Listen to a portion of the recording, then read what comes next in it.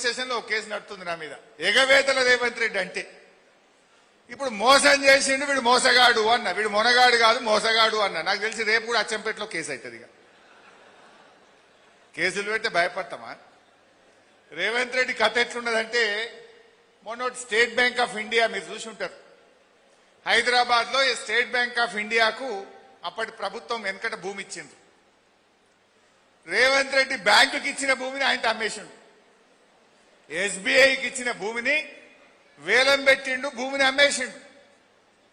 అమ్మేస్తే పాపం మా కోర్టుకు పోయిండు. స్టేట్ బ్యాంక్ ఆఫ్ ఇండియా వాడు కోర్టుకు పోయి, ఇది మాకు వెనకట భూమి ఇచ్చిండ్రు, ఇది కూడా ఫ్రీగా ఇయ్యలే, మేం దాదాపు 20 కోట్ల రూపాయలు పెట్టి భూమి కొనుక్కున్నాం, ఈ భూమి మా పొజిషన్లో ఉన్నది, పైసలు పెట్టుకున్న మా భూమి రేవంత్ రెడ్డి ఎట్లా అమ్ముకుంటాడు అని హైకోర్టుకు పోయింది. పోతే కోర్టు ఏం చేసింది, అరే వాళ్ళు పైసలు పెట్టుకున్నది నిజమే కదా, ఈ అమ్మకం తప్పు, దీని మీద స్టే ఇస్తున్నామని కోర్టు స్టే ఇచ్చింది. ఖతం. రేవంత్ రెడ్డి ఇప్పుడు ఎస్బీఐ మీద పగబట్టిండు. ఎస్బీఐ నిషేధిస్తా, ఎస్బీఐలో ఉండే ఫిక్స్డ్ డిపాజిట్లు బయటకు తీసేస్తా, ఎస్బీఐకి రాష్ట్ర ప్రభుత్వ అకౌంట్లన్నీ కూడా తీసేస్తా అని ఇలా స్టేట్ బ్యాంక్ ఆఫ్ ఇండియాను కూడా బ్లాక్మెయిల్ చేస్తున్నాడు. రేవంత్ రెడ్డి తీరెట్లుందంటే, ఎవరైనా ప్రశ్నిస్తే పగబట్టడు. ఇలా స్టేట్ బ్యాంక్ ఆఫ్ ఇండియానే నిషేధిస్తా అంటుండు. రేపు రిజర్వ్ బ్యాంక్ ఆఫ్ ఇండియా కూడా నీ మాట లేదనుకో, రిజర్వ్ బ్యాంక్ ఆఫ్ ఇండియాను కూడా నిషేధిస్తా అంటాడు. వరల్డ్ బ్యాంక్ కోడ్ కూడా నీ మాట లేదనుకో, ఈయన వరల్డ్ బ్యాంక్ కూడా నిషేధిస్తా అనే రకమే. కానీ విషయం ఏంటంటే, రాష్ట్ర ప్రభుత్వానికి అయితే ఒక బ్యాంకు కావాలి కదా. ఇప్పుడు అవ్వాతాతలకు కేసీఆర్ ఇచ్చిన 2000 పెన్షన్ బ్యాంకులో పడాలి కదా, ఉద్యోగస్తులకు జీతాలు పడాలి కదా, రైతులకు రైతు బంధు పడాలి కదా. అంటే బ్యాంకులకు రాష్ట్ర ప్రభుత్వం యొక్క కార్యకలాపాలు నిర్వహించడానికి ఒక బ్యాంక్ అయితే కావాలి. నువ్వు మరి స్టేట్ బ్యాంక్ ఆఫ్ ఇండియా నిషేధిస్తా, ఎవడు నీకు వ్యతిరేకంగా మాట్లాడితే ఆ బ్యాంకునే తీసేస్తా అంటే మరి ఏం చేస్తాడు? నాకు డౌటు, కొత్తగా ఏమైనా కొండలరెడ్డి బ్యాంక్ అని గిట్ట పెడతాడో ఏమో. పెట్టినా పెడతాడు, మస్తు జమ అయినాయి పైసలు. ఎనుముల కొండలరెడ్డి బ్యాంక్ అని పెట్టినా పెడతాడు రేపు. ఈ రకంగా ఇవాళ రేవంత్ రెడ్డి పరిస్థితి ఎట్లుందంటే, ఎవడన్నా ప్రశ్నిస్తే వాడిని శత్రువుగా చూస్తూ ఉంటాడు, ఎవడన్నా విమర్శిస్తే వాడిని కుట్రదారుడు అని ముద్రేస్తాడు, ఎవరన్నా కొంతమంది ఈయన చుట్టూ ఉండే చెంచాలు పొగుడితే వాడిని మేధావంటాడు. ఈ రకంగా ఇలా రేవంత్ రెడ్డి తీరు ఉన్నది. బట్ అట్లే ఇలా అనేక విషయాలు, రుణమాఫీ ఎట్లా మోసం చేసిండో చూసినాం. అదేవిధంగా ఇలా రైతు బంధు, కేసీఆర్ గారు ఉండగా మీ అందరికీ తెలుసు కరోనా వచ్చింది. మా నిరంజన్ అన్న వ్యవసాయ శాఖ మంత్రి, ఓసారి కేసీఆర్ గారు మమ్మల్ని పిలిచిండు, నేనేమో ఆర్థిక మంత్రి, నిరంజన్ అన్న వ్యవసాయ శాఖ మంత్రి. కరోనా అయిపోయింది, కేసీఆర్ గారు మమ్మల్ని మీటింగ్ రమ్మన్నారు, ఆర్థిక శాఖను వ్యవసాయ శాఖను.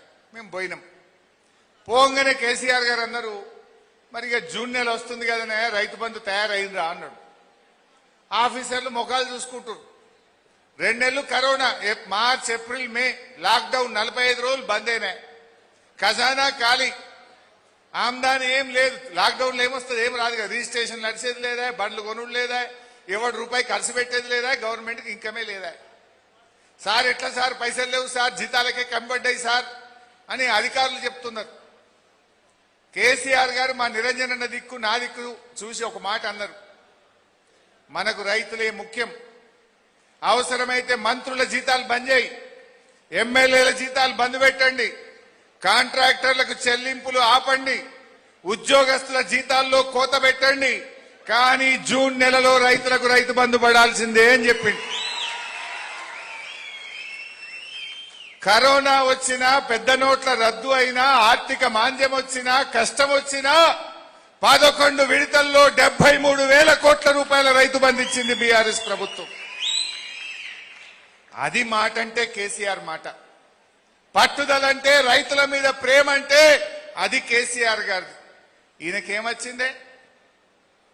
వెనకటి మన ప్రభుత్వం ఉన్నప్పుడు ఈ రేవంత్ రెడ్డి అంటుండే, కేసీఆర్ 2 సార్లే రైతు బంధు ఇస్తుండు, 3 సార్లు ఇవ్వాలని మాట్లాడిండు ఈ మునగాడు. ఈ సిపాయి ఏమంటాడు, 2 సార్లు ఇస్తుడు కేసీఆర్, 3 సార్లు ఇవ్వాలి ఏడాదికి అన్నాడు. ఆ మాట్లాడిన ఈ సిపాయి ఇప్పుడు ఏం చేసిండు? ఈయన వచ్చిన 2.5 ఏళ్లలో 3 సార్లు రైతు బంధు ఎగబెట్టిండు. అప్పుడు ఏడాదికి 3 సార్లు ఇవ్వాలన్నోడు ఇప్పుడు 3 సార్లు రైతు బంధు ఎగబెట్టిండు. మొన్న ఎప్పుడో కూర్చొని లెక్క తీసిన ఈ 3 సార్లు ఎగ్గొట్టిండు కదా, అసలు ఎన్ని పైసలు అయినాయని లెక్క తీసిన. చెప్పింది ఎంత? ఎకరానికి 15,000. అవునా? ఇప్పుడైతే ఇక 10,000 ఇందిరమ్మ రాజ్యం వస్తుంది డిసెంబర్లో, మేము రాగానే 15,000 పట్టాయి ఎకరానికి అన్నాడు. నమ్మి ఓట్లేసిరి కొందరు. మరి ఏమైంది? ఒక పంటకు రైతు బంధు మొత్తానికే ఎగ్గొట్టిండు. ఒక పంటకు 3 ఎకరాల దాకానే వేసిండు. మొన్నెంత వేసిండు? 2 ఎకరాలకే వేసిండు. నేను మొన్న కూర్చొని కాగితం పట్టుకొని లెక్క తీసిన ఎన్ని పైసలు ఎగ్గొట్టిండ్రా బై వీడు అని. లెక్క తీస్తే ఇవాళ రైతు బంధు కింద తెలంగాణ రైతులకు రేవంత్ రెడ్డి పడ్డ బకాయి 29